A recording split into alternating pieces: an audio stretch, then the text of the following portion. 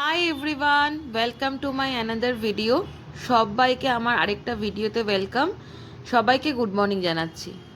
দেখতে দেখতে আরেকটা সপ্তাহ পড়ে গেল, বেশ কিছুটা দিন কেটেও গেল, আর প্রায় বলতে গেলে 6টা মাস হয়ে গেল। আর কিছু দিনের অপেক্ষা, তারপরেই দুর্গাপুজো। সত্যি আর বোধহয় 120 দিন মতো বা 130 কিছু একটা হবে, এক্স্যাক্টলি আমার নাম্বারটা মনে নেই।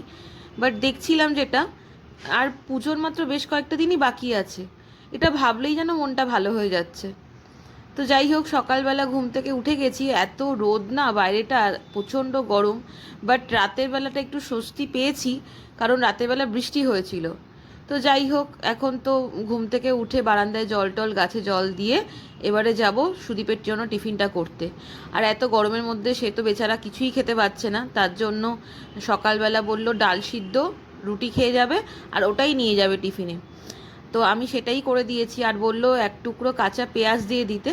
তো এটাই ও ভালো খাবে বলে ওটাই দিয়ে দিয়েছি, কারণ যেটাও ভালো খেতে পছন্দ করছে এখন সেরকমই করে দিচ্ছি, বেশি ঝোল ঝাল বানাচ্ছি না।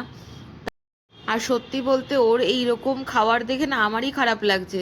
ডাল সিদ্ধ দিয়ে রুটি, ডাল সিদ্ধ শুধু খেয়ে যাওয়া, এরকমই সব করছে বেশ কয়েকদিন ধরে এত গরমের মধ্যে। আর শরীরটাও তো খুব একটা ভালো নেই। তো একটা ছোট কন্টেনার ছিল সসেরই, একটা কোথাও থেকে পেয়েছিলাম, ডেলিভারি যখন নিয়েছিলাম খাবারের, তো ওটার মধ্যে পেঁয়াজটা ঢুকিয়ে দিয়েছি আর রুটি 3টে দিয়ে দিয়েছি। এটাই ও লাঞ্চ করে নেবে। তো চেষ্টা করি যে বাড়ি থেকেই কিছু না কিছু লাঞ্চ দিয়ে দেওয়ার, কারণ বাইরে থেকে খাওয়াটা খুব একটা ভালো হবে না এখন এই মুহূর্তে। তারপরে তো বেরিয়ে গেল অফিসের জন্য, তা আমি একটুখানি কফি নেব। সবসময় কফি খাওয়া হয় না, কোনো একদিন একদিন ছাড়া একদিন খাই, বা যে কোনো একবেলা খাই। আর যেদিনকে খাই না, একদমই খাই না, সেদিনকে প্রচণ্ড মাথাটা ধরে থাকে। কেন জানি না, মনে হয় প্রচণ্ড মাথা যন্ত্রণা হতে থাকে। তবে রাতেরবেলা অমৃতাঞ্জনের কৌটো গন্ধ নাকে নিতে থাকি আর কপালের মধ্যে দিতে থাকি। তো যাই হোক, নিজের জন্য একটু কফি বানিয়ে নিলাম, আর মেরি বিস্কিট নিয়ে নিচ্ছি। একটু খিদেও পেয়েছিল, কারণ আগের দিন রাতে খুব তাড়াতাড়ি খেয়ে দিয়ে শুয়ে পড়েছিলাম। আর আমাদের এখানে 9:30 10টা মানেই হচ্ছে বলতে গেলে মধ্যরাত। খুব গাড়ি ঘোড়াও চলে হয়তো, কিন্তু খুব একটা দোকান বাজার খুব একটা খোলা থাকে না। খোলা থাকলেও তোমার ওই মোড় খোলা থাকে, বা রিলায়েন্স ডিজিটাল, এগুলো সব খোলা থাকে।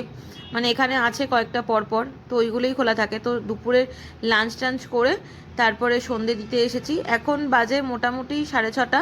তো 6:30-র বেশি আর কত দেরি করে সন্ধে দেবো, যতই দিনে আলো থাকুক না কেন। তো সন্ধেটা দিয়ে নিচ্ছি, সুদীপেরও আসার সময় হয়ে যাচ্ছে। আর সুদীপের আসার পর থেকেই না চিন্তা হতে থাকে, মানে আগে থেকেই চিন্তা হতে থাকে যে ওকে সন্ধেবেলা টিফিন কি খেতে দেবো। প্রত্যেক সময় তো তেলের জিনিস দেওয়া যায় না, কখনো কখনো তেল ছাড়া কি জিনিস দেওয়া যায় বা কিছু, সেটাও ভাবতে থাকি। তো যাই হোক, সন্ধেটা দিয়ে নিচ্ছি। সন্ধেবেলায় যখন সন্ধে দিতে আসি না, এত গরম লাগে, কারণ বাইরে একটা স্ট্যান্ড ফ্যান দাঁড় করানো থাকে, কিন্তু সেই স্ট্যান্ড ফ্যানের হাওয়াও যেন খুব গরম। মানে যে কোনো সময় এই পোর্শনে তো কোনো পাখা ফিক্স করা নেই আমার, তার জন্য কি হয় না, প্রচণ্ড গরম লাগে। আর দেওয়ালের থেকে গরম হাওয়াটা স্ট্যান্ড ফ্যান টানতে থাকে। আর যখন মোমবাতি বা এরকম প্রদীপ জ্বালাই, ধরো তখন তো খুব একটা পাখাও চালানো যায় না। মানে পুরো ঘেমে একসা, মনে হচ্ছে কেউ মাথা দিয়ে জল ঢালছে, এরকম একটা ব্যাপার। যাই হোক, সন্ধে দিয়ে দিয়েছি, তারপরে আবার একটু বারান্দায় গিয়ে দাঁড়াবো ঠিক করলাম। তারপরে ভাবলাম যে না, বারান্দায় গিয়ে একটু কিছুক্ষণ দাঁড়িয়ে থাকি, কেননা ভীষণ গরম লাগছে বাইরেটা, মানে ঘরের ভেতরে। আর বাইরে এসে দাঁড়ালেও হাওয়া দিচ্ছে, কিন্তু গরম হাওয়া, তো সেটা মেনে নেওয়া যায়, যে হাওয়া তো দিচ্ছে অন্তত, এইটাই ভেবে শান্তি। তারপরে আবার একটু বারান্দায় জল দিয়ে পরিষ্কার করলাম, কারণ সারাক্ষণ তো ধুলো আসতেই থাকে রাস্তার, মানে একদম সামনেই যেহেতু বারান্দা রয়েছে। তো আবার সেই বারান্দা ধোয়ানো, গাছে জল দেওয়া, একটু রোদটা পড়ে গেলে তারপরে গাছে জল দিই। তো যাই হোক, সুদীপও তার মধ্যে চলে এসেছে। তারপরে বললো কিছু করবে না টিফিন, কিছু খাবে না, একবারে রাতের ডিনার করে নেবে। তার জন্য আবার বললো আমাকে ডাল সিদ্ধ বসাও। তো ডাল সিদ্ধ করে দিয়েছি, আর এখানে হচ্ছে কি ভাত আর আলু সিদ্ধ দিয়ে দিয়েছি।